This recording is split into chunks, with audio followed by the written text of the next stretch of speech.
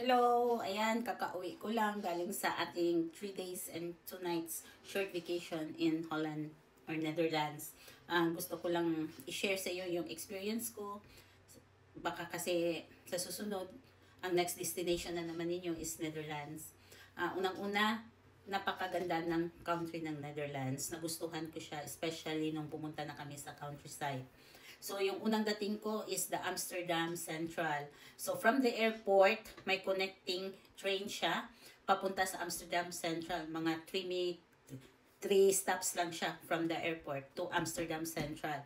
At kung kukuha kayo ng ticket, nasa 5 euro lang siya kung alam mo yung kung may card kayo, yung mga debit card ninyo or ano bang gamit, kasi payless na siya. Huwag na kayong kumuha doon sa machine kasi doon ako kumuha sa machine, hindi ko alam na payless na pala ang gamit. So kung payless yung gamit nyo, yung card itatap lang ganun ba, magdideduct na siya sa debit ninyo.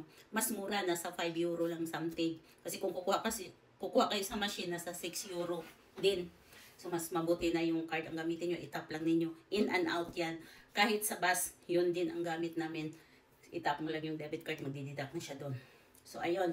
So, pag nasa Amsterdam Central na kayo, ang ganda. Nagustuhan ko talaga ang building, sa mga canal, yung mga river doon. Napapalibutan ng tubig ang Amsterdam or ang country of Netherlands, no? So, tapos marami kayong pwedeng magawa doon. Kami, nagbook kasi yung partner ng friend ko ng sumakay kami doon sa may unlimited pancake. So, ano yun? Sumakay pa kami ng isang barko, yung parang barge, libre yun. Tumawid kami kasi nandoon yung barko na kakainan namin ng unlimited pancake. So, parang 75 minutes yata kami nag-sail noon. Tapos, kain ka lang noon ng unlimited pancake. Tapos, pwede ikaw na maglagay ng mga toppings. Yun. So, ang bayad naman doon is 20 euro something din.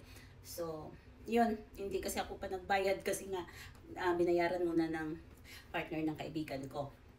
So, about naman sa Airbnb, baka gusto nyo kayo, kung maramihan kayo, i-recommend ko talaga na mag-Airbnb kayo kasi yung makamura ba.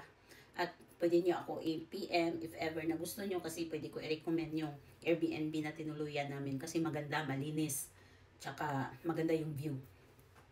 Ano pa ba? So, basta, Amsterdam is a place kung gusto nyo ng happy lang nightlife doon sa Amsterdam. Madaming pwedeng magawa.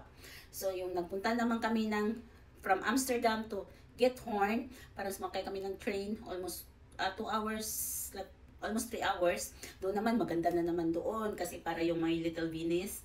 So, nag-book na naman kami ng boat doon, tour boat with tour guide.